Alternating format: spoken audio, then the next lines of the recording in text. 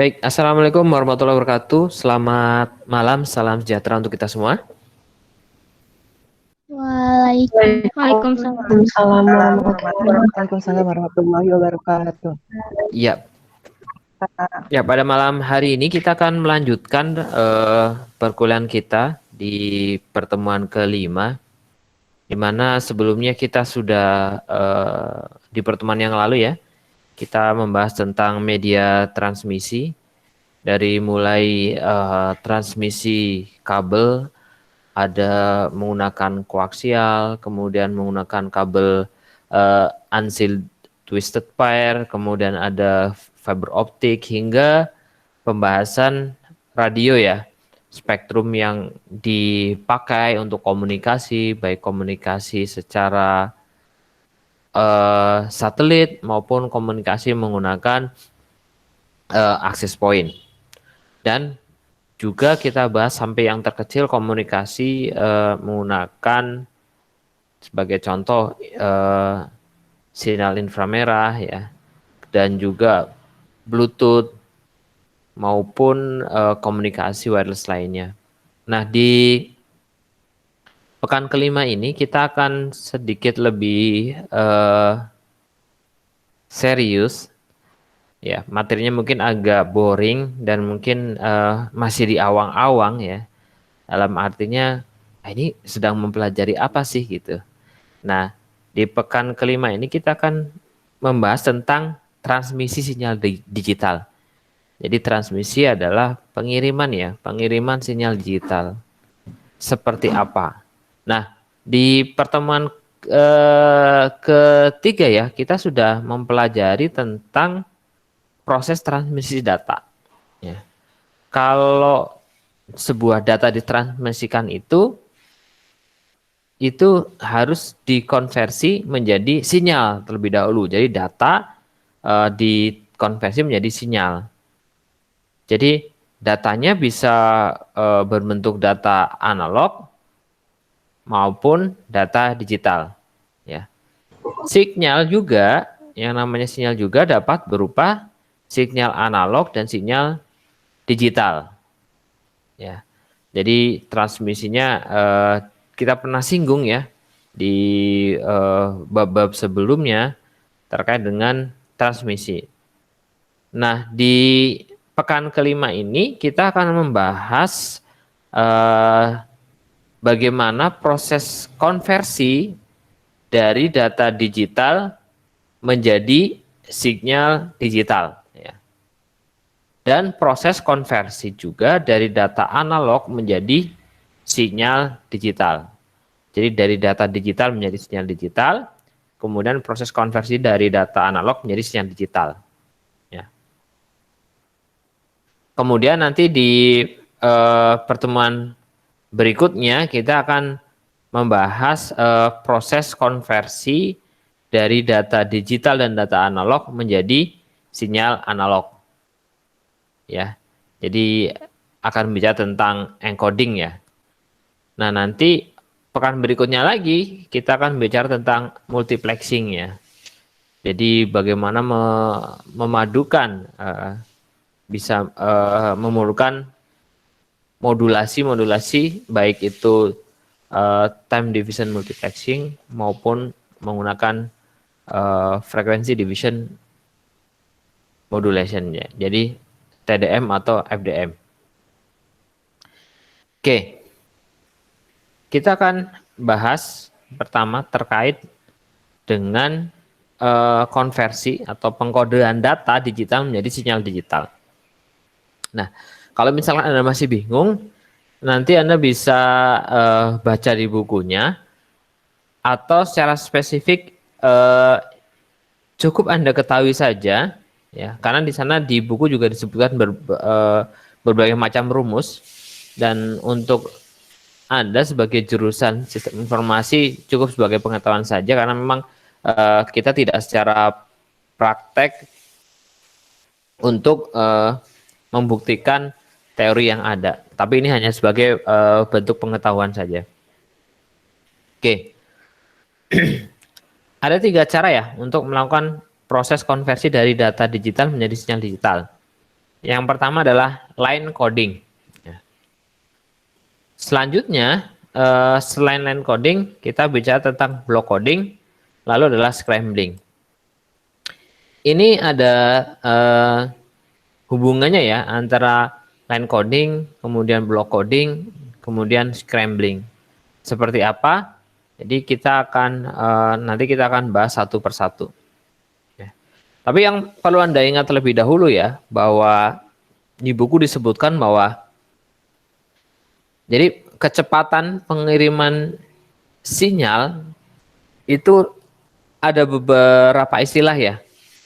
Ada baud rate, kemudian ada modulation rate, kemudian ada pulse rate ya. Nah, di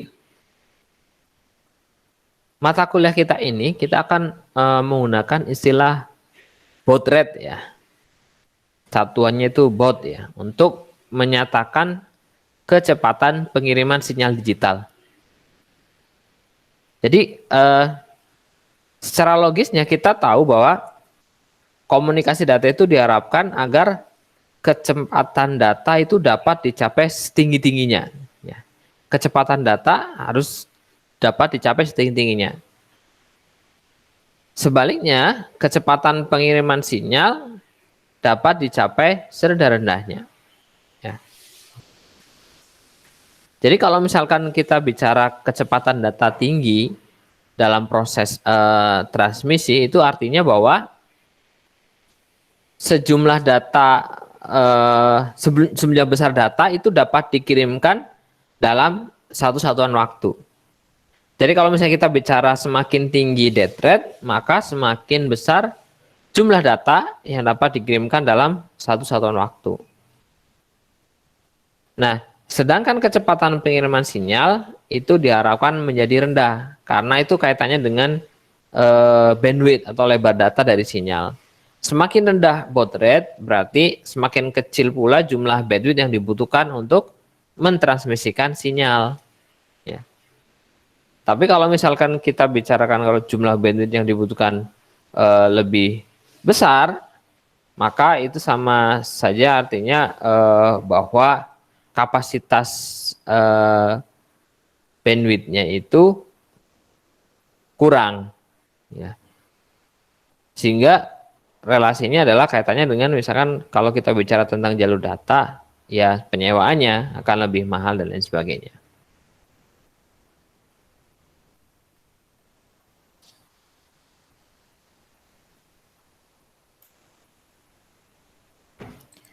Baik, kita akan bahas satu persatu ya. Kita sekarang akan bahas tentang line coding terlebih dahulu.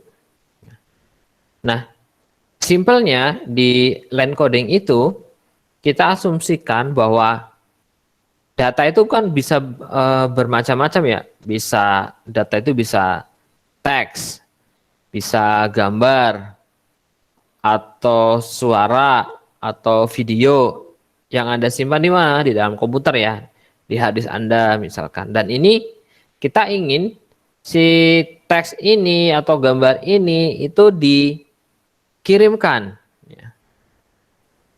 Kita sudah pernah belajar tentang protokol komunikasi ya, protokol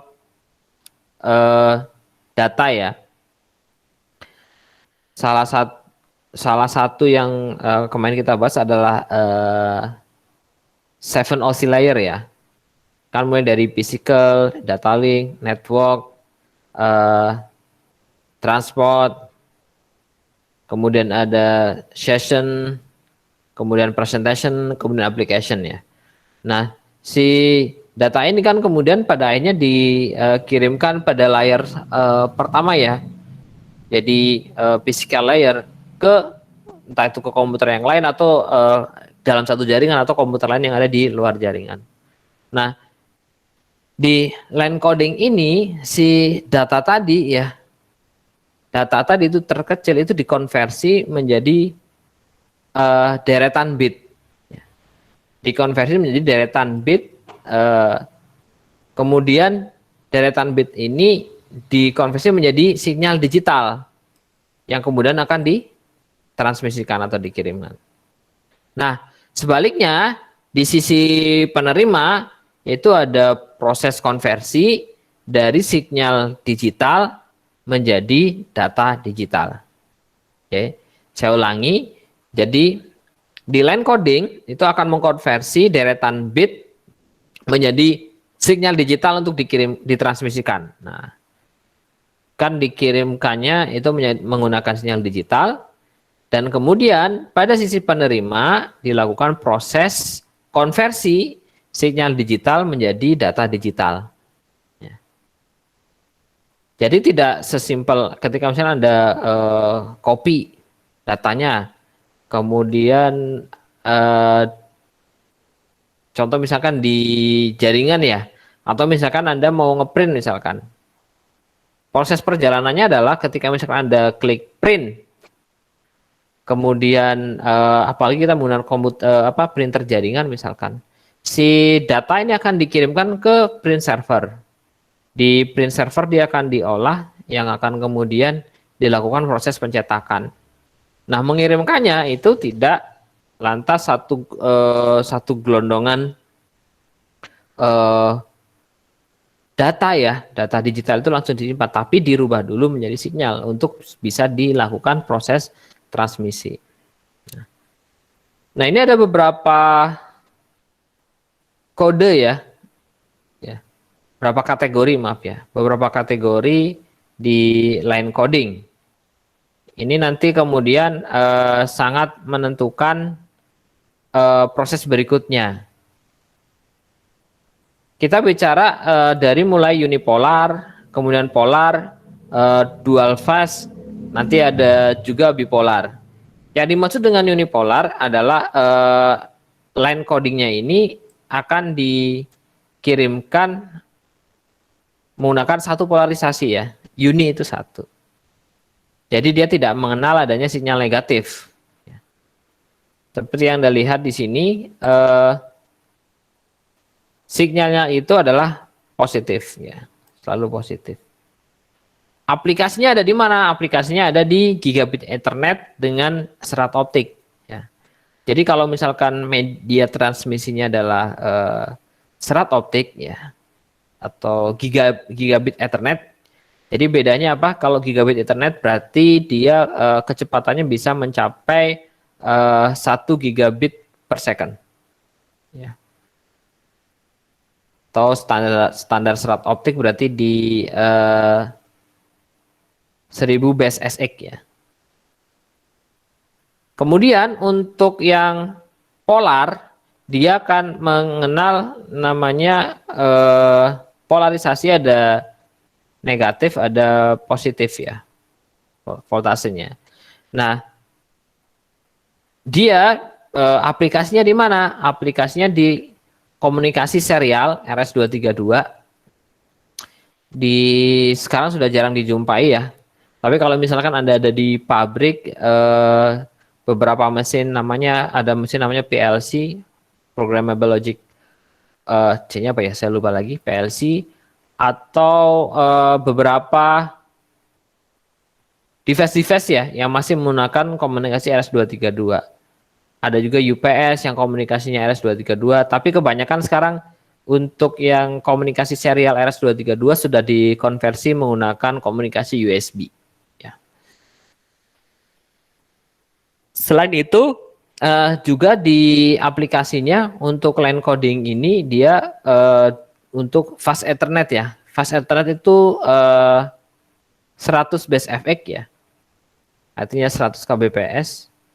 Ya. Dan itu kecepatannya berarti di bawah gigabit Ethernet ya. Oke, bisa menggunakan kabel UTP ya. Berikutnya adalah dua fase ya.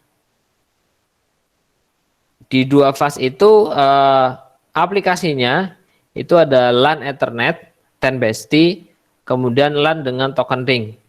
Ya. LAN dengan token ring itu sebelumnya kita pernah terangkan contohnya ya, salah satunya adalah kalau misalkan media transmisinya menggunakan koaksial. Bentuknya seperti apa transmisinya? Bentuk sinyalnya dia mengenal negatif dan positif, tetapi perbedaannya dia diawali dari proses nol. Lanjut. Oke. Line coding berikutnya ada namanya bipolar. Ya. Di bipolar itu aplikasinya di ISDN. ISDN itu singkatan dari Integrated Service Digital Network ya. Jadi si data itu ditransmisikan melalui 3 jalur yang berbeda ya ISDN itu. Kalau tidak salah itu nanti masing-masing dipecah datanya menjadi menjadi sinyal suara, kemudian gambar, kemudian satu lagi saya lupa, suara, gambar, dan data itu sendiri kalau tidak salah. Nah, aplikasinya untuk ISDN dulu pernah dipakai ya, saya juga pernah menggunakan ISDN, jadi menggunakan jaringan telepon. Ya. Oleh karenanya kita butuh minimal 3 line atau 3 nomor ya, karena si data ini nanti akan dipecah menjadi 3 sinyal yang berbeda. Ya. Itu mengenai ISDN. Tapi sekarang semenjak populernya komunikasi menggunakan fiber optik dan sebagainya karena lebih murah sekarang ya, jauh lebih murah, maka ISDN sudah mulai ditinggalkan. Lanjutnya ada multi level ya. Di multi level Anda lihat ada 2B1Q, 2B itu artinya 2 bit ya. Kemudian ada 8B6T, ada 4D PAM5. Ini nanti akan jenis-jenis line coding ini akan menentukan proses konversi selanjutnya seperti apa. Dan terakhir kita akan di kategori terakhir itu ada multiline ya. Multiline, jadi kodenya MLT3, kemudian aplikasinya adalah Fast Ethernet. Jadi ini adalah beberapa jenis-jenis konversian untuk line coding. Selanjutnya kita bicara tentang block coding. Ya. Tadi ada line coding, jadi cara untuk konversinya ya.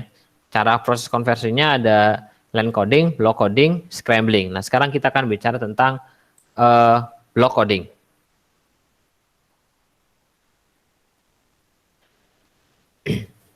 Nah di block coding ini dalam pengkodeannya itu dilakukan konversi blok data ya, terdiri dari 4 bilangan biner menjadi blok data berukuran 5 bit bilangan biner. Nah, dalam prakteknya pengkodean ini digunakan bersama-sama dengan NRZI. Ya. Tadi saya sampaikan masih ada hubungannya. NRZI itu yang mana Pak? Nah, NRZI itu yang ini. Ya. NRZI. Jadi polar ya untuk fast Ethernet. Oke, jadi sebelum ditransmisikan, data itu dikodekan terlebih dahulu dengan menggunakan pengodean blok 4B 5B, artinya apa tadi? 4 bit bilangan biner dikonversi menjadi 5 bit bilangan biner. Ya. Detailnya ada di buku, pengkonversiannya seperti apa.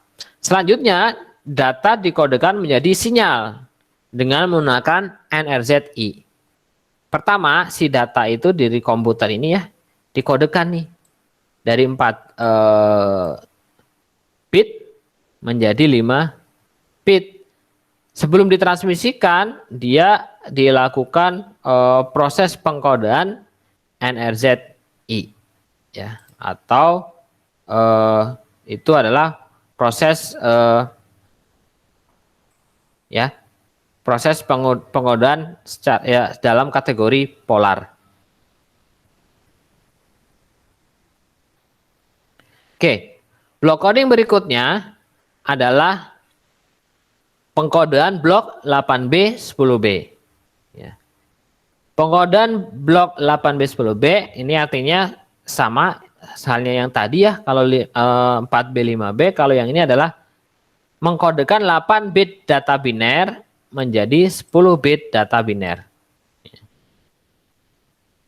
Nah, perbedaannya apa antara 4B 5B dengan 8B 10B?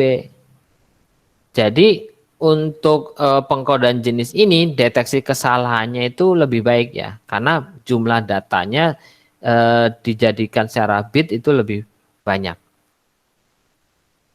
Nah, tapi untuk proses pengirimkannya itu digabungkan ya, pengkodeannya 5B, 6B, dan kemudian itu digabungkan ya dengan pengkodean 3B, 4B. Ya. Artinya kemudian Anda lihat di sini ya, pengkodean ini ada di disparity controller, dia seolah-olah jadi 8 bit, 10 bit. Kalau misalkan dilihat 5 tambah 3 itu 8, ya, 8 bit, ke 6B, 4B itu 10 bit. Ya. Oke. Kita lanjut ke proses berikutnya. Ya. Sebelumnya saya terangkan, jadi tujuannya adalah sebetulnya ya, kenapa ini digabungkan ya, ada pengkodean 5B dengan pengkodean 3B ya, untuk pensederhanaan sebetulnya ya. Pensederhanaan tabel konversi ya.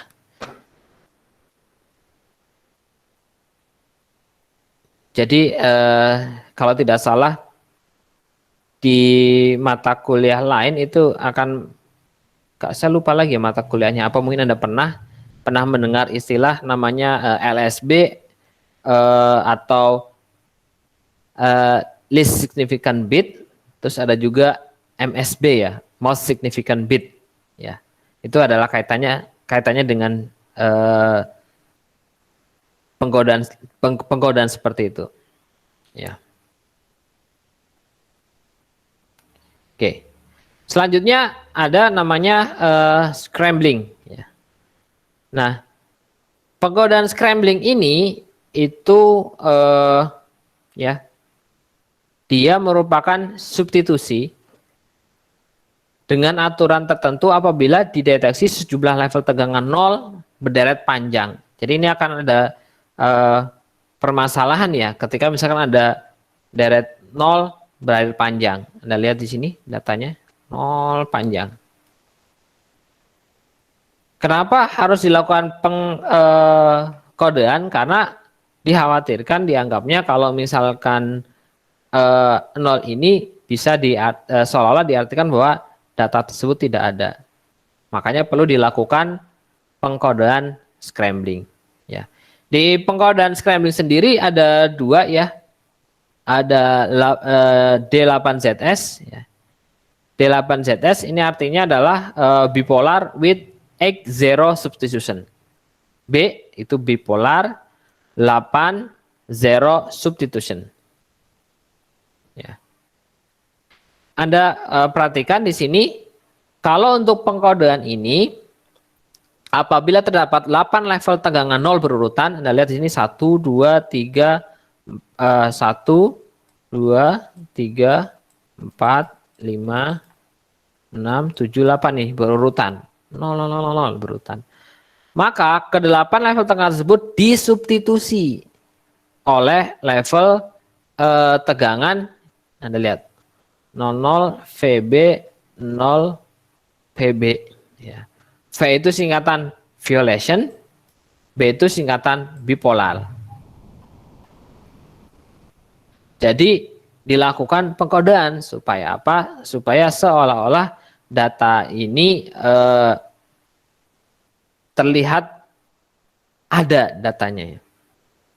Kalau misalkan 0 terus dikirimkan, seolah-olah seperti data tersebut sudah berakhir atau tidak ada datanya.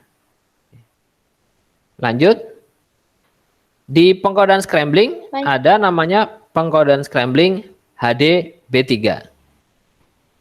HDB3 artinya adalah High Density Bipolar 3-0. Hampir mirip dengan pengkodean sebelumnya. Ya. Kalau ini dia melakukan substitusi dengan level tegangan 0000 V. atau B000V apabila menjumpai 4 level tegangan 0 berurutan. Ya. Kalau tadi adalah di scrambling yang sebelumnya, penggodanya adalah kalau misalkan menemukan 8 level tegangan 0 berurutan. Ya. Aturannya, jika jumlah sinyal tidak 0 setelah substitusi terakhir adalah ganjil, maka substitusi dilakukan dengan menggunakan level 000V. Ya. Anda lihat sini. Ya. Jadi kalau misalnya sebelum urutan 000 adalah ganjil, ya, maka dia menggunakan 000V. Sebaliknya jika jumlah sinyal tidak 0 setelah substitusi terakhir adalah genap, maka substitusi dilakukan dengan menggunakan level tegangan BOOV. Ya. Lihat, ini sebelumnya jumlahnya berapa? 3. Ini sebelumnya berapa? 2. Ya, ganjil. Ini sebelumnya berapa? 00, ganjil. Sehingga dia menggunakan B00V. Ya. Seperti itu proses sebuah pengkonversian. Jadi dari 3 macam itu tadi, dari line coding, kemudian block coding, scrambling adalah sebuah satu kesatuan sebetulnya, ya. Line coding itu artinya melakukan perubahan ya, sinyal ya menjadi bentuk data digital. Kemudian block coding adalah kaitannya dengan bloknya. Kemudian scrambling itu tadi adalah ketika misalnya ditemukan ada data berupa 0 secara berurutan, baik itu 8 bit maupun 4 bit. Oke. Sebelum lanjut, ada pertanyaan, silakan. Saya jeda minum terlebih dahulu.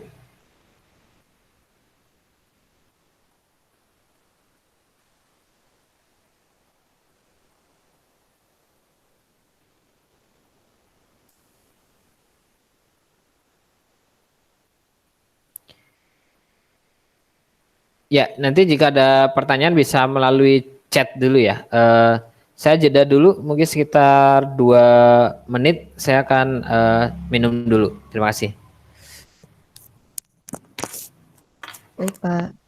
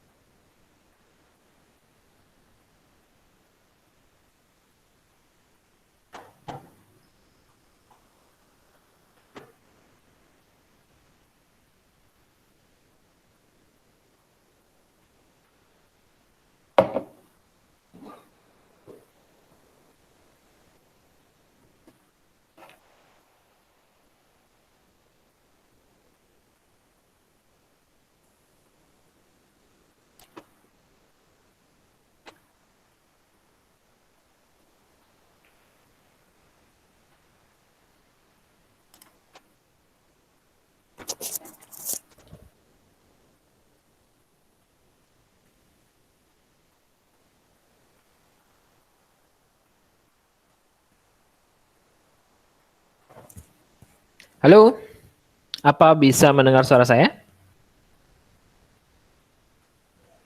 Dengar, Pak. Baik.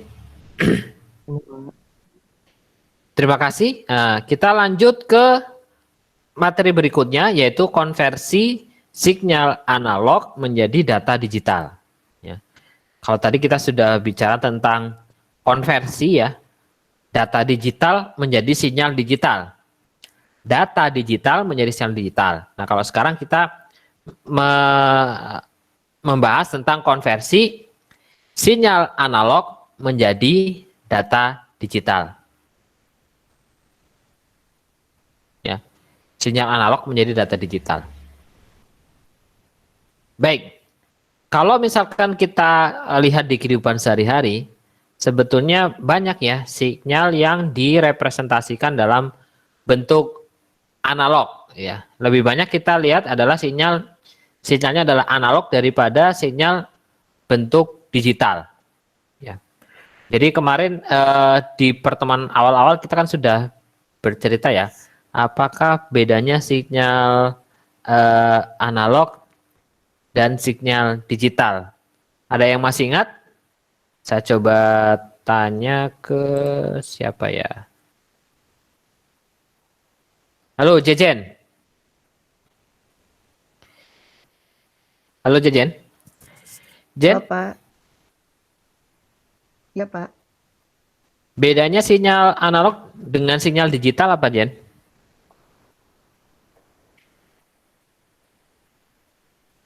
Saya sudah pernah nanya Jajan itu ya. Mungkin jadi Jajan lebih ingat.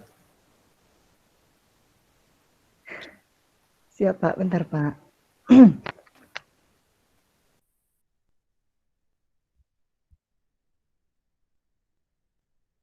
Kalau sinyal analog yang paling sederhana dapat digambarkan sebagai gelombang sinus.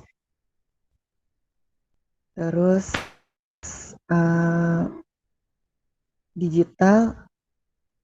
sinyal digital tidak memiliki amplitudo yang kontinu sepanjang waktu, Pak. Ya, terima kasih Jajan. Tadi sudah disampaikan oleh Jajan ya. Dari sebelumnya juga saya pertanyaan kalau tidak salah ke Jajan juga ya waktu itu. Jadi perbedaannya adalah kalau sinyal Ya, analog Pak. gelombang sinus, kemudian sifatnya adalah diskrit ya. Kalau digital adalah sebaliknya. Jadi jelas ya 0 1 1 0 itu digital. Kalau misalkan analog itu dia punya amplitudo ya. Jadi bentuknya dari mulai 0 bertahap gitu. Voltasenya ya secara voltasenya seiring dengan waktu. Ada amplitudo, ada frekuensi, ada time. Oke. Contohnya ya, contoh sinyal analog adalah ya ada suara, kemudian ada cahaya, ada suhu, ada bau. Sebenarnya gini, kalau suara ya, suara itu tidak ada yang tiba-tiba dari kecil langsung dikirimkan ya misalkan. Dari mulai kecil langsung besar gitu. Jadi kalau kita bicara, misalkan gitu, nah itu akan merambat ya, merambat melalui udara nyampe ke telinga. Contoh yang simpel lagi adalah suhu ya. Kalau Anda lihat suhu Anda, tidak mungkin begitu Anda cek suhu Anda dari 0 mulai langsung 36 derajat. Ya. Kalau panas nih, 36 derajat. Pasti akan bentuknya seperti sinus gitu ya. Dari mulai suhu Anda misalkan 36, kemudian 36 koma sekian, 36, ya. Ada komanya ini ya, yang menyebabkan terjadinya sinus ya. Gelombangnya naik seiring waktu, atau turun seiring waktu. Ya. Itu kenapa disebut sebagai sinyal analog. Nah, sinyal analog itu akan lebih mudah disimpan, diolah, direproduksi apabila disimpan dalam bentuk data digital. Kalau bentuknya dalam bentuk data digital. Karena di komputer kan memang pemrosesan data adalah secara digital. Contoh ya, misalkan ya. Contoh yang lama ya, bahwa compact disc atau CD ya, itu dia bisa menampung sejumlah besar lagu ya, karena konversi yang namanya sinyal suara analog ya ke dalam bentuk digital. Caranya bagaimana konversinya? Yaitu misalkan Anda melakukan rekaman. Rekamannya langsung direkam ke dalam bentuk digital. Contoh yang lain lagi adalah DVD ya. DVD itu ada rekayasa digital. Ya. Anda bisa mendengarkan suara, Anda bisa melihat cahaya dan lain-lain. Ya. Nah mungkin yang belum terdengar ya adalah bau ya misalkan. Ya, yang namanya bau itu belum ada proses digitalnya ya, tapi mungkin kedepannya bisa jadi ada gitu. Misalkan Anda lihat di televisi ya, ada acara apa misalkan masak memasak ya, nanti dikonversikan si baunya itu, bau sedap makanannya ke dalam bentuk wewangian yang akan keluar dari televisi ya gitu. Misalkan semacam itu dikonversi ke bentuk digital. Mungkin kedepannya akan ada, walaupun sekarang belum ya.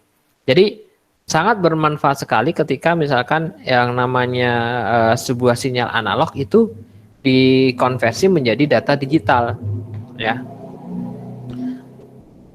Anda contoh misalnya saya mengeluarkan suara nih. Sekarang ini saya sedang melakukan proses perekaman juga di menggunakan aplikasi dari Google Meet ya. Berarti suara saya ini akan direkam ya, akan dikonversi menjadi data digital. Sehingga apa? Si data digital ini akan mudah disimpan. Nanti akan disimpan di OneDrive, kemudian bisa diolah dan bisa juga direproduksi atau bahkan bisa juga namanya dimanipulasi ya. Artinya contoh misalkan ada bagian yang bisa dipotong, kemudian atau misalkan suara saya diganti pun misalkan bisa dengan menaikkan komponen-komponen tertentu dari data yang sudah ada gitu. Apalagi sekarang sudah banyak sekali ya aplikasi-aplikasi untuk melakukan itu. Oke.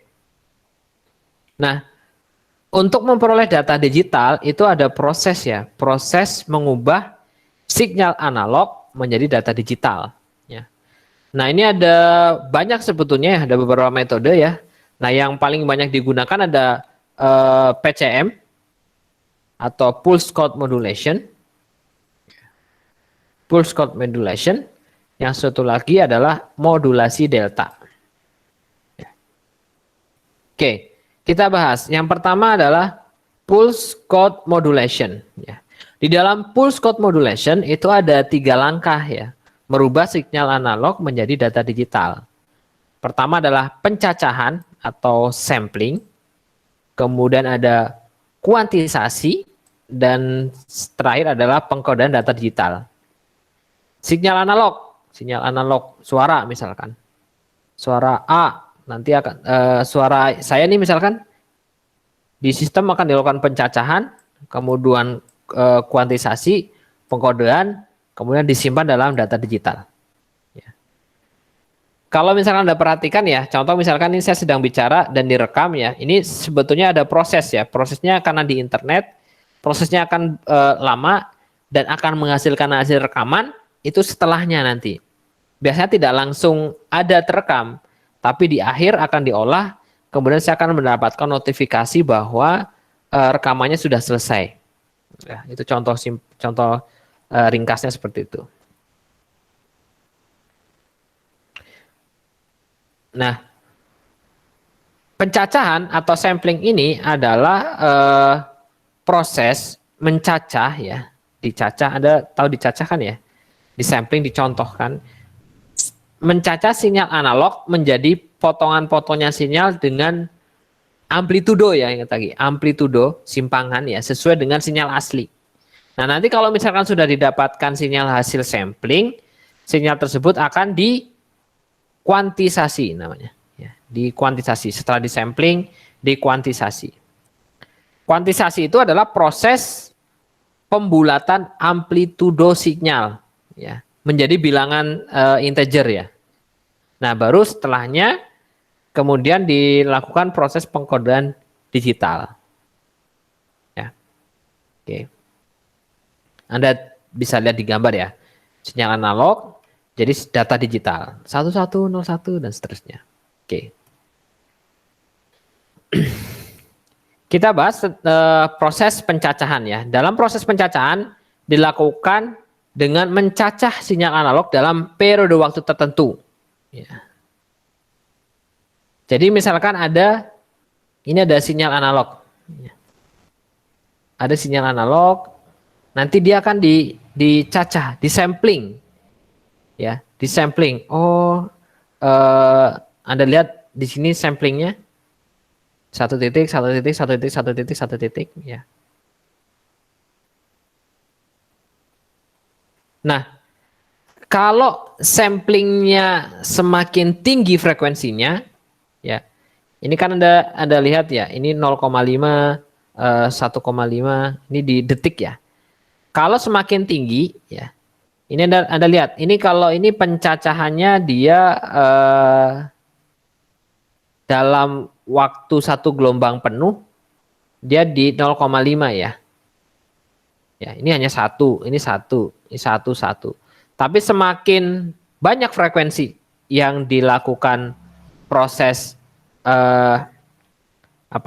sampling, ya, maka nanti akan menyerupai sinyal analog aslinya. Ya. Tapi kalau misalkan samplingnya semakin tinggi, ya, maka hasilnya adalah prosesnya makin lama. Kemudian berarti kapasitas datanya juga akan semakin lebih besar. Ya. Kalau misalkan frekuensinya lebih sedikit, maksudnya gini, kayak nyampling ya. Nyampling itu semacam ini. Ini kan ada di dalam satu amplitudo penuh itu ada berapa? Dalam 1 detik ini ya. 1 detik 1 gelombang. Kemudian kita cacah ya. Kita sampling. Sampling pertama dalam 0,5 detik kita sampling 1. Ya. Sampling 1 lagi. Tapi ada di beberapa waktu kita sampling dalam satu sinyal penuh itu bisa sampai berapa? 1, 2, 3, 4, 5, 6, 7, 8, 9, 10, 11.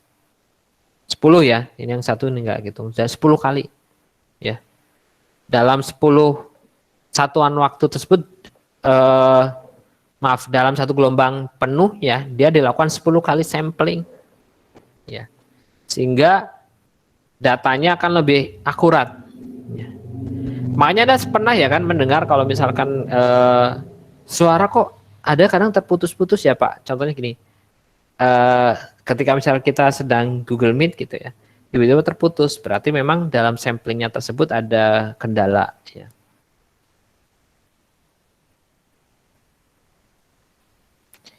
Ya, Anda juga bisa dilihat di pencacahan natural ya, kurang lebihnya si sinyal analog tadi akan dicacah ya. Dicacah kemudian menjadi sinyal digital. Oke. Selanjutnya setelah proses pencacahan kita ada proses kuantisasi. Kalau sebelumnya ya di proses ini dia menghasilkan yang namanya PAM atau Pulse Amplitude Modulation ya. PAM ini Pulse Amplitude Modulation ya. Ada variasinya dari mulai minimum sampai dengan maksimum sinyal analog asli.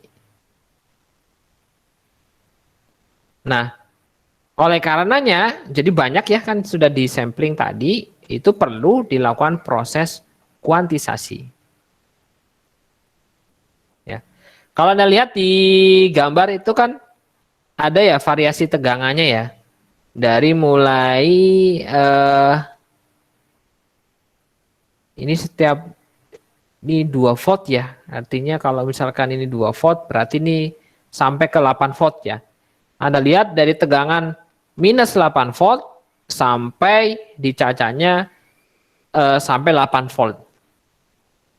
Dan kalau misalkan kita ada kuantisasi sebanyak 8 level ya, contohnya ini 1, 2, 3, 4, 5, 6, 7, 8 ya. 1, 2, 3, 4, 5, 6, 7, 8 ya. Itu maka perlu dilakukan proses yang namanya kuantisasi. Ya. Jadi harus diproses ya. Diproses yang tadi sudah dilakukan pencacahan, proses berikutnya adalah proses kuantisasi. Selanjutnya setelah proses kuantisasi adalah proses pengkodean data digital. Ya. Dikodekan. Dikodekannya seperti apa?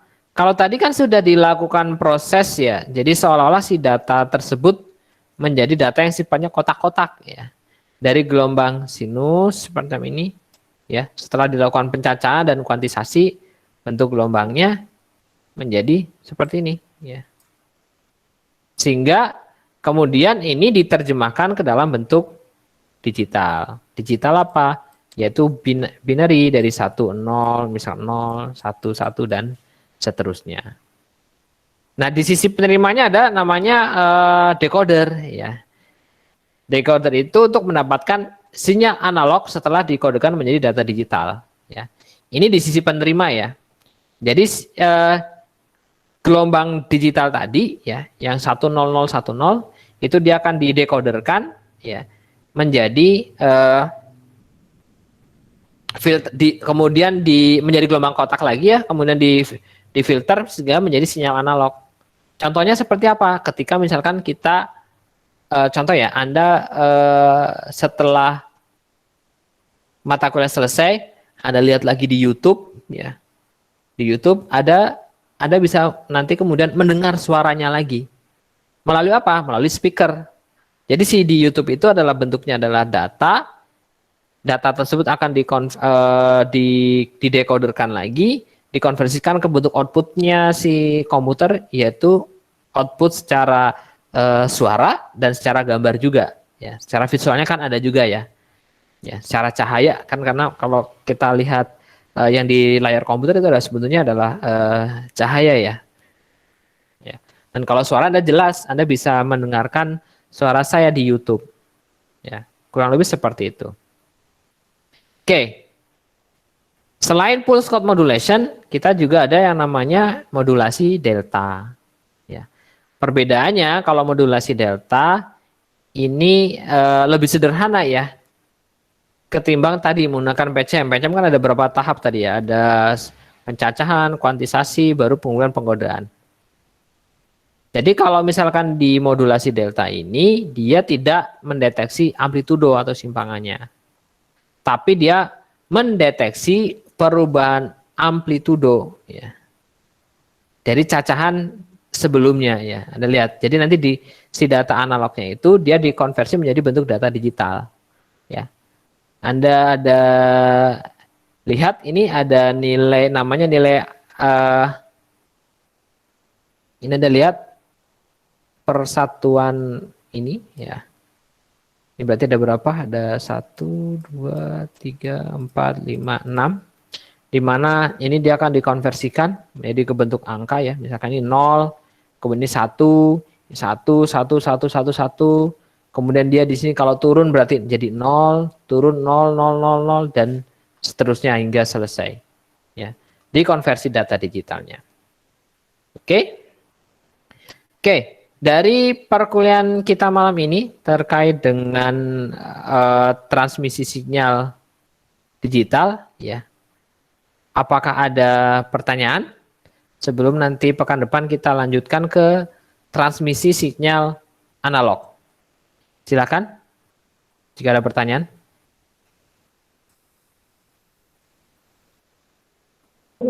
Enggak, belum ada, Pak. Belum ada, Pak. Cukup, Pak. Belum ada, Pak. Belum ada atau masih bingung nih berarti nih? Antara dua itu ya.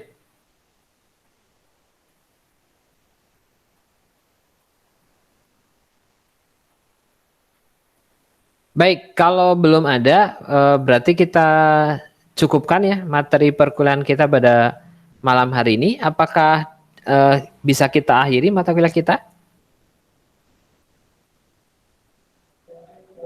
Boleh, Pak. Baik, terima kasih Boleh, atas Pak. konfirmasi. Baik, terima kasih Jajan Meliana atas konfirmasinya. Kita akhiri pertemuan kita pada malam hari ini. Mohon maaf apabila ada kata-kata saya yang kurang dimengerti.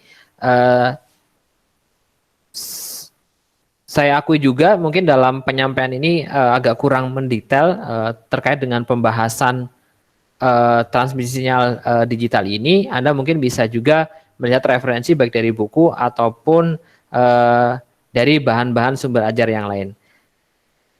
Terima kasih. Bila taufik wal hidayah. Assalamualaikum warahmatullahi wabarakatuh. Selamat malam. Waalaikumsalam. Warahmatullahi wabarakatuh. Selamat malam, Pak. Terima kasih, Pak. Terima kasih. Wah, nggak ada games, Mel. Jadi nggak dapat kuota. Ya elah, Kak. Menunjuk banget, Kak. Aduh. Parah. Tumben cepet ya si Bapak, alhamdulillah. Masih diri. Iya, aduh. Udah ngantuk. Meli jadi nggak dapat kuota. Nanti lagi deh. Oke, bye.